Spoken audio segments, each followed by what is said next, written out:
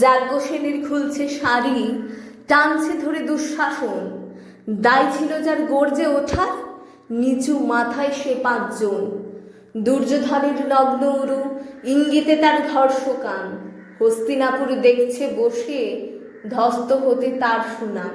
অন্ধরাজা সিংহাসনে, আত্মচেঁচান বৌমা তার। নিজের দলের নির্যাতনে সব রাজা হন নির্বিকার। কর্ণ বসে হাসছে হা হা, রাজার দলের লোক তো সে। শর্তবিহীন সমর্থনে তাবৎ আরাম সুখ বসে। ভীষ্মদ্রোণ কৃপনীরব, সরকারি লোক হাজার হোক। রাজার কথায় তোমার কথা, তুমি যখন রাজার লোক। খল শকুনি দেখছে সবে, বস্তুত সে ধ্বংস চায়। ঘরের মাটি লাল হয়ে যাক দেশ বিভাগের যন্ত্রণায়। সুশীল সভায় ঘটছে যখন রাজ অপরাধ জঘন্য, ঠিক তখনই তার বিরোধে চেঁচিয়ে ওঠেন বিকর্ণ। বিকর্ণ নন কেউ কেটা লোক, 100 ভাইয়ের একজনা। তেমন করে এর আগে কেউ তার কথাটাই জানত না। যতগৃহে কারিনীরা অন্তত তা লেখা নেই।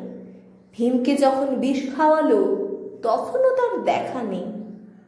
কিন্তু যখন প্রকাশ্যতে কাটছে নারীর আব্রুকেও, স্তব্ধ জিভের চুপ সাগরে বিকর্ণ হন একলা ঢেউ।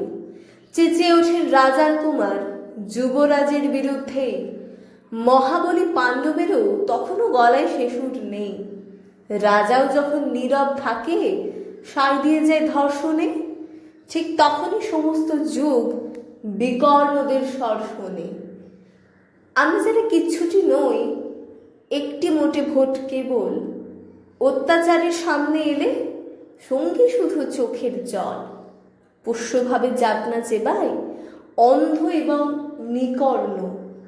প্রার্থনা থাক আমরা যেন একবার হই বিকর্ণ। মরার আগে হতেই হবে রাজার সভার বিকর্ণ।